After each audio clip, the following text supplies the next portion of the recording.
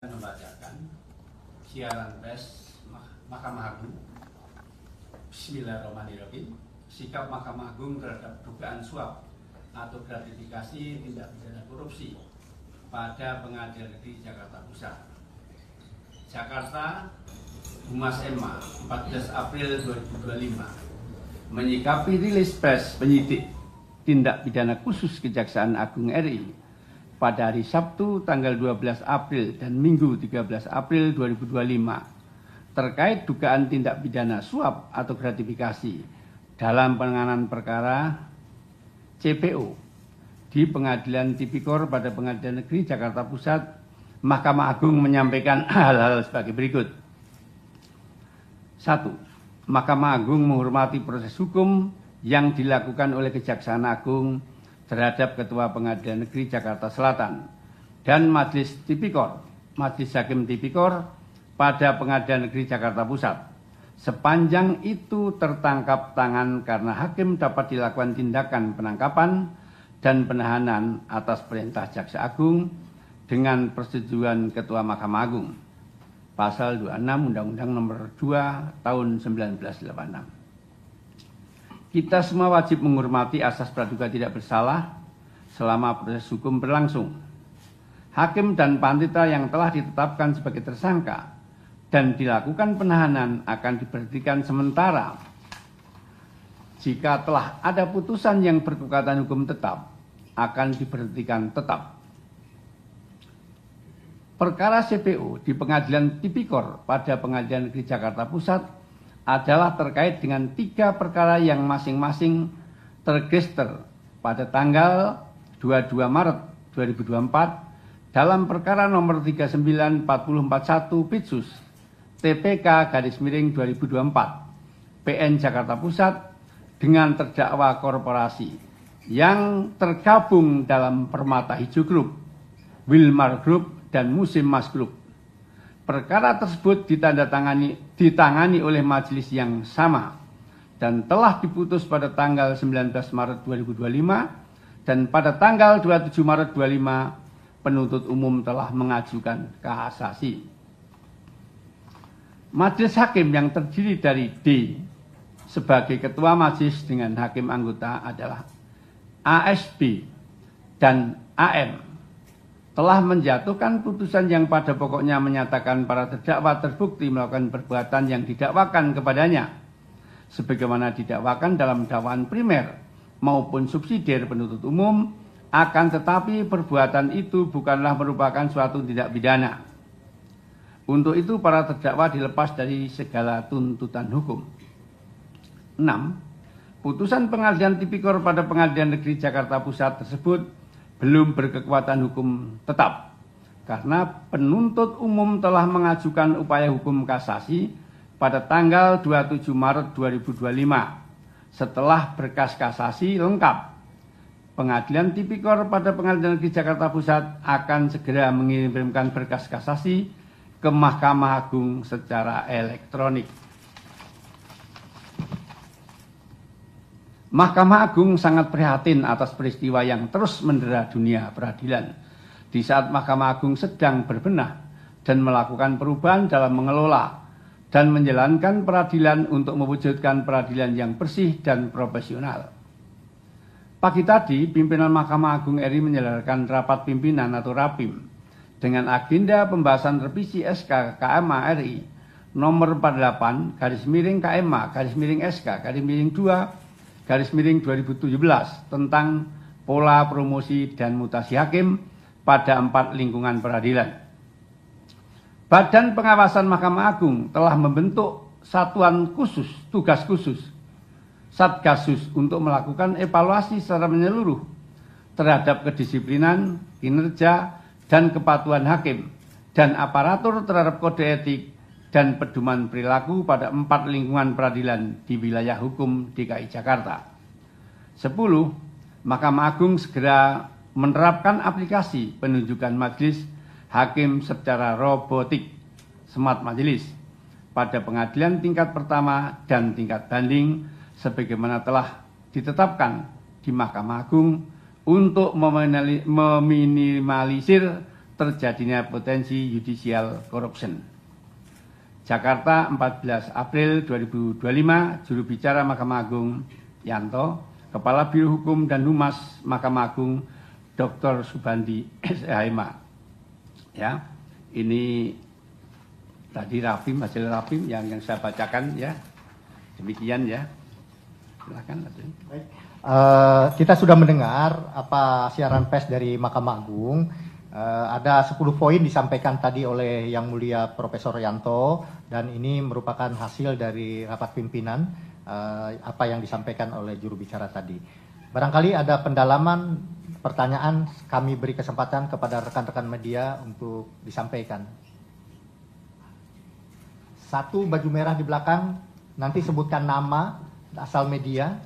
Kemudian kedua mbaknya ya, baju hijau. Oke, yang ketiga cukup dua penanya. Oke, silakan. Ada mic-nya? Oke, silakan. Ya, selamat siang. Nama saya Iman dari TV One. Mungkin ada beberapa pertanyaan, saya langsung tanyakan saja ya, Pak. Ya. Yang pertama, apakah nantinya MA akan menggandeng Komisi Yudisial untuk proses etik para hakim? Kemudian juga apakah mengenai putusan yang telah dilakukan oleh hakim-hakim tersebut, apakah nanti akan ditinjau kembali, meninjau ulang putusan lepas yang diduga ini juga dipengaruhi suap dalam kasus ini? Dan kemudian juga yang terakhir, apa pesan MA untuk publik mengenai integritas lembaga peradilan pasca kasus ini? Mungkin itu saja, Pak. Terima kasih. Mau langsung dijawab atau satu Jawab. tampung lagi? Oke. Pesan publik. Oke, ada 3 pertanyaan dari Yang Mas Iman, TV One. Yang pertama, apakah MA akan menggandeng Komisi Yudisial untuk menindaklanjuti kode etik berkaitan dengan para hakim dan aparatur peradilan? Ya, oleh karena itu udah proses hukum, ya tentunya kita tinggal putusan saja, 3 tahun tunggal. Kalau itu terbukti ya berarti sudah melanggar etik dan dengan sendirinya melanggar hukum, ya. Karena ini kan sudah proses hukum, sudah disidik. Ya kita tunggu proses persidangan. Kalau itu terbukti ya sudah. Dengan terbuktinya proses hukum ya kode etik sudah dilanggar. Yang kedua, Mas. Kemudian apakah putusan akan ditinjau ulang karena diduga ada suap gitu ya? Ya. Jaksa penuntut umum mengajukan kasasi ke Mahkamah Agung, ya tentunya akan diadili di tingkat kasasi oleh Majelis Hakim Kasasi nantinya, ya.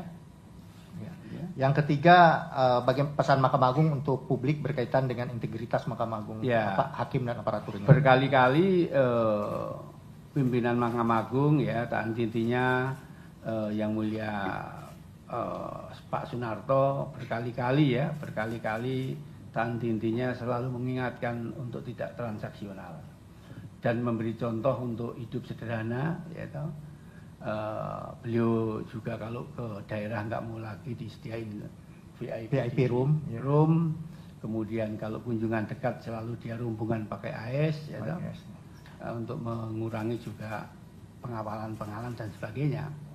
Ya itu, jadi kalau Mahkamah Agung nggak intinya ya pengawasan juga pengawasan Komisi Yudisial, pengawasan Bawas, PT, PN melekat, Siwas itu Mas ya.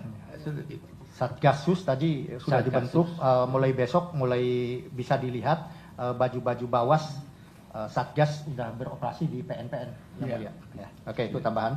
Kemudian Mbak silakan sebutkan nama dan asalnya. Saya Cindy dari Kompas TV, Pak. Ya. Pak, kalau dari peneliti bilang kasus korupsi di lingkungan hakim masih terjadi karena dari kasus-kasus sebelumnya tidak ada efek jerah. Kalau dari MA, apa yang akan dilakukan ke depannya agar kasus ini tidak terulang lagi, Pak? Sekaligus juga tadi untuk memastikan kepercayaan publik kepada hakim juga tidak turun. Itu aja yang mulia bisa. Ya. Yang dilakukan ke depan ya sebetulnya kalau dari tadi ditanyakan dari segi pengawasan, kita punya 5 pengawasan kan, mulai di KJ, Bawas, Polpes ke depan KPT, kemudian pengawasan melekat oleh ketuanya, kemudian Siwas itu masyarakat juga ya. Artinya kalau dari semuanya begitu tepatnya ya. Cuman berkali-kali juga setiap pembinaan selalu ketua menekankan untuk tidak transaksional ya atau untuk hidup sederhana itu berkali-kali disampaikan Pak seperti itu. Nah, kedepannya tadi juga penunjukan majelis dilakukan secara robotik. Ya, smart majelis. Smart majelis ya. Ini kalau di MA udah mulai ya, udah dimulai smart, jadi udah mesin yang menentukan. Tapi ini ternyata tadi dari Rapim udah akan diberlakukan seluruh Indonesia melalui robotik smart majelis. Ya. Oke, tambahan dari saya bahwa tadi sudah disampaikan oleh Yang Mulia Juru Bicara, ada 10 poin. Di situ memang kita berusaha menekankan integritas dan kepercayaan publik untuk mengembalikan kepercayaan publik. Di antaranya adalah mengenai pola promosi dan mutasi kita akan perbaiki. Bahkan akan ada evaluasi secara menyeluruh ke hakim dan aparatur pengadilan di tingkat di wilayah PT DKI dan pengadilan agama juga ya. Jadi ini poin-poin tadi sudah sampaikan, hanya menekankan saja. Ada lagi pertanyaan? Masih kita buka Yang Mulia? Ya, satu lagi karena ada Rapim, ada rapat ini saya. Ada rapat. Oke. Mas itu pegang handphone ya, pegang mic. Oke, silakan. Saya Ridwan Pak dari Jawa Pos Pak. Siapa? Ridwan dari Jawa Pos. Ridwan. Ini kan salah satu tersangkanya kan Ketua PN Jaksel ya Pak. Apakah Mahkamah Agung sudah menunjuk penggantinya Pak dari tersangka MAN itu? Dan kemudian para tersangka ini kan adalah hakim Pak dan berpotensi juga akan mengajukan pra peradilan ya Pak. Nah, apakah MA juga menyikapi agar tidak terjadi konflik kepentingan dari pra peradilan nanti Pak? Ya, terima kasih. Ya.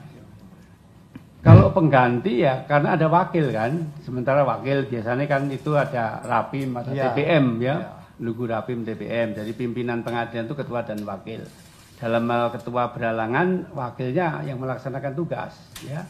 Kemudian tadi apa Mas? Mengenai pra-peradilan. Peradilan. Ya, kalau pra-peradilan kan haknya setiap orang ya. Apakah nanti kabul atau tidak ya nanti kan proses persidangan di pembuktian ya. Ya, satu lagi. Tadi itu silakan Mas, mic-nya dikasih.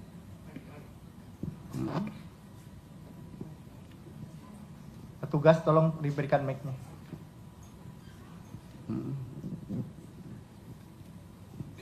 Ya Pak, perkenalkan saya Ansari dari bisnis.com.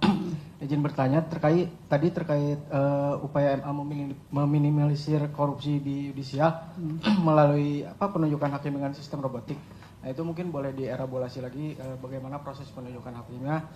Terus kapan bakal diterapin ke seluruh PN? Sama terakhir, kapan tadi pemberhentian sementara dari 3 hakim yang terjerat kasus ekspor migur ini? Makasih. Mas itu diterapkan mulai kapan? Kan kita harus bangun dulu. Oh ya.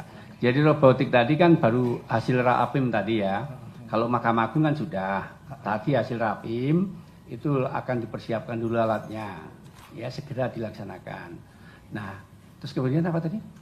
Dinonaktifkan ya sejak begitu mendapat surat apa namanya dimulainya penyidikan penetapan tersangka ya.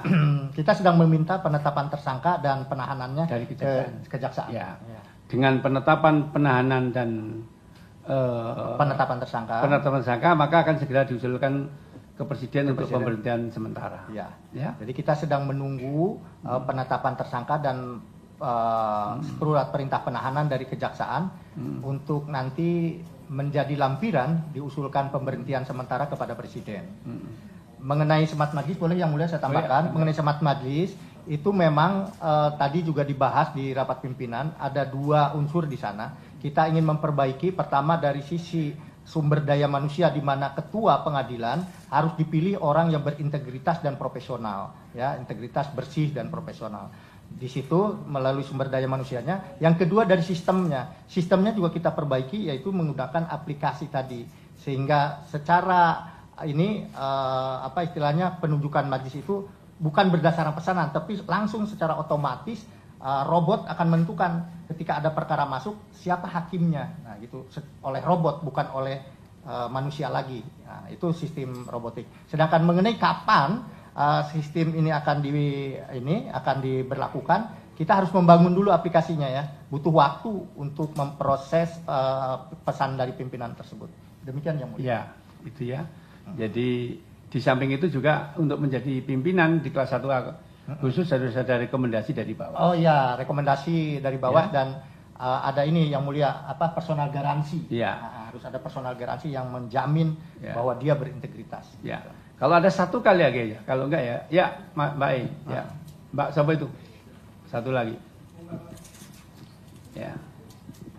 Satu lagi ya, ini habis itu kita ini ya. Silakan satu lagi. Bapak izin bertanya, yang pertama soal kemarin nama Rumondang dari detik.com. Rumondang. Ya, Detik.com. Kemarin waktu rilis Kejaksaan Agung menyebutkan bahwa awal mulanya kasus Ketua Pengadilan Negeri Jaksel ini berawal dari pengungkapan kasus yang PN Surabaya, kasus suap vonis bebas Ronald Tanur. Berawal dari situ, Pak. Nah, sebelum ini juga Mahkamah Agung sudah merespon perihal penangkapan ex Ketua PN Surabaya pada saat itu dan mengatakan akan melakukan investigasi awal serta evaluasi terkait hal itu. Kemudian ada lagi kasus ini, Pak. Bagaimana hasil evaluasi atau investigasi Mahkamah Agung ketika itu? Apakah tidak mendapatkan informasi awal mengenai kasus ini sehingga baru mengetahui setelah dibongkar oleh Kejaksaan Agung? Kemudian yang kedua, politisi PDIP menyebutkan bahwa adanya dugaan jaringan penanganan perkara di pengadilan. Yang intervensi pra-peradilan ya. Ya, betul. Nah, banyak yang bertanya tadi. Bagaimana tanggapan Kejagung mengenai hal itu, Bapak? Terima kasih. Kalau yang jawab saya nggak objektif. Anda tanya aja sama Pak Jumianto itu, bener nggak itu ada intervensi? Kan dekat, di Gedung Bundar kan? Nah, biar tidak ada dusta di antara kita. Kan kita Muslim kan? Nah, ditanya aja. Pak Jum, betul nggak ada intervensi? Ya, bentuknya seperti apa? Seperti itu ya. Nah, kalau yang jawab kita nanti nggak objektif. Tanya aja yang mengadili. Terus yang kedua, berkaitan dengan, kalau kita kan sifatnya kan hanya ini ya. Kalau Bawaslu itu kan bukan penyelidikan ya. Jadi kalau jaksa kan melakukan penyidikan, sehingga dia menemukan pro justisia kan, ya, sehingga dia lebih dan punya alat. Kalau kita kan hanya sifatnya klarifikasi etik seperti itu ya. Nah, kalau kejaksaan kan menyidik yang bisa mempunyai alat, menemukan alat bukti dan barang bukti seperti itu. Ya kalau Bawas kan klarifikasi, meriksa keterangan begitu saja, ya. Beda. Kalau penyidik kan lebih mendalam, punya alat bukti. Ya begitu ya, ini cukup ya, nanti karena saya ini mau ada rapat, saya ditunggu. Terima kasih. Wabillahi taufiq wal hidayah. Wassalamualaikum warahmatullahi wabarakatuh. Waalaikumsalam warahmatullahi wabarakatuh. Jadi demikian ya konferensi pers Mahkamah Agung hari ini, yang mulia kebetulan